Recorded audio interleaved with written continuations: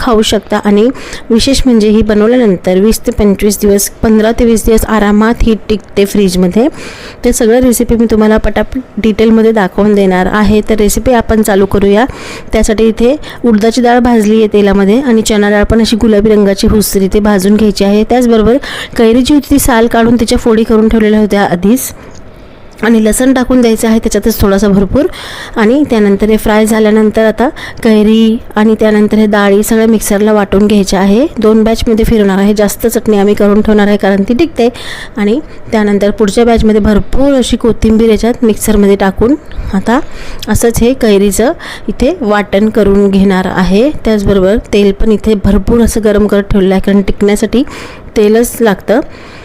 आणि त्यानंतर मिक्सरला इथे फिरवून घ्यायचं आहे। सगळं वाटण आता तयार झालेलं आहे। आता तेल पण गरम झालेलं आहे, त्यामध्ये मोहरी टाकायची आहे, जिरे टाकायचे आहे भरपूर, आणि त्यानंतर कढीपत्ता टाकायचा आहे, आणि जे वाटण केलं होतं कैरी डाळींचं ते याच्यात टाकून द्यायचं आहे। इतका खमंग घरात असा फ्लेवर सुटलेला आहे। धना पावडर टाकायची आहे, लाल तिखट भरपूर टाकणार आहे, तुमच्या चवीनुसार कमी जास्त करू शकता तुम्ही। आणि त्यानंतर हळद आणि थोडीशी जिरा पावडर। हे सगळे मसाले गूळ टाकल्यानंतर मीठ टाकायचं आहे चवीनुसार। आणि आता याला व्यवस्थित गूळ मेल्ट होऊस्तर याला मिक्स करून घ्यायचं आहे। गूळ मेल्ट झाला, व्यवस्थित एकजीव झाले सगळे मसाले किंवा नंतर तुम्ही आता हे सगळं मिक्स करून गॅस बंद करून द्यायचा आहे।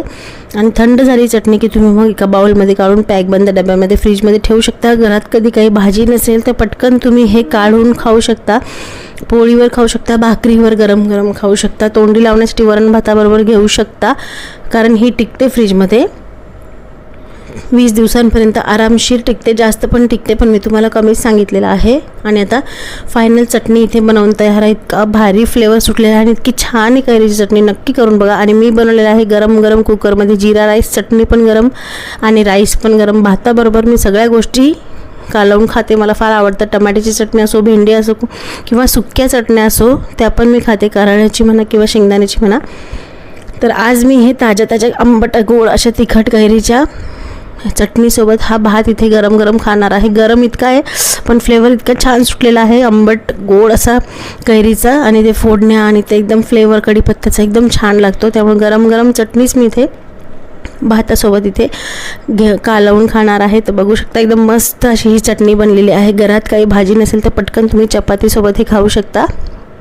आणि आतापर्यंत रेसिपी आवडली असेल तर व्हिडिओला नक्की एक लाईक करा, शेअर करा, आणि मनीच रेसिपीला अजून सबस्क्राईब केलं नसेल तर सबस्क्राईब करा। तर भेटूया पुढच्या एक नवीन रेसिपीसोबत, तोपर्यंत बाय बाय।